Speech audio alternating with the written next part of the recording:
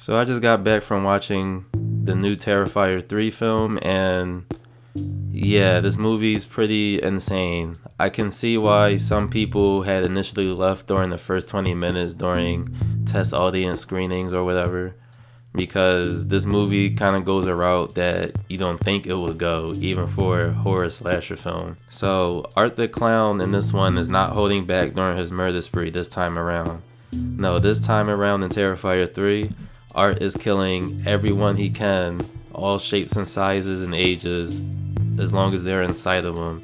He's gonna kill everybody in sight as much as he can. So I guess you could say his killings are rated E for everyone, if you know what I mean. The basic plot of the movie is that it just takes place 5 years after the second Terrifier movie, and that's pretty much it, because if you know who Art the Clown is, or have seen these movies before, or if you just know how any horror film is that's a sequel to another one, then you basically get the gist of the rest of the movie. And there's also, some returning characters who do a great job and have pretty important roles to play in the story.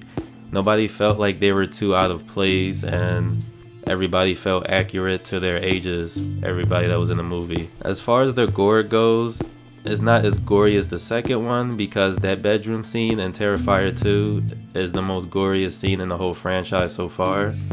But whenever it does get to the gory parts in this film, it does shine pretty well, and each kill is more creative than the last kill. And there's even some cool throwbacks and nods to how he killed some of his victims in the very first Terrifier movie. And for this film, Art the Clown does a really good job bringing out so many emotions, whether they're happy or sad emotions, from the audiences. Art the Clown is the type of character, he's unpredictable, but he's also very funny at the weirdest times, but his comedic timing is just super perfect.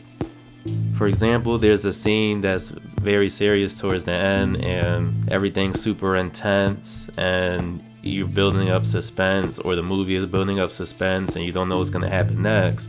But Art kind of breaks the tension and does something kind of funny based on your sense of humor, and it just does a great job of balancing all those emotions in one scene. And that just shows how unique of a character Art the Clown is. Yes, he's a clown, he's supposed to be funny, but this version of this clown is also very serious and has murderous intent. So the fact that he could bring out those emotions out of the audiences watching the movie is a pretty good sign. This movie gets a 9 out of 10 from me. I highly recommend you go see it if you haven't already, or if you plan to. The movie is great, however, there were some things that felt like it was missing from the plot, especially lore-wise. They will set up some magical things or some more backstory that they should have spent just a little bit more time on, and then things would have been perfect. Also, there were some deaths that happened off screen which would have been really important to see. However, it doesn't manage to ruin the movie experience too much. And I just want to say I'm very proud of this movie franchise. I feel like a proud dad watching his son grow up. I've watched the Terrifier movie since it was an indie movie on Netflix with a budget of like under $20,000 or something. And then I watched the second one when it was put straight to DVD, and now just having the third Terrifier movie come to the movie theater screens unrated so more audiences could see or know about it, I just feel proud of this franchise. It's come a long way. So with that being said, be sure to hit that like and subscribe button and hit that notification bell so you can get notified when I make more content, and I'll catch you guys in the next one.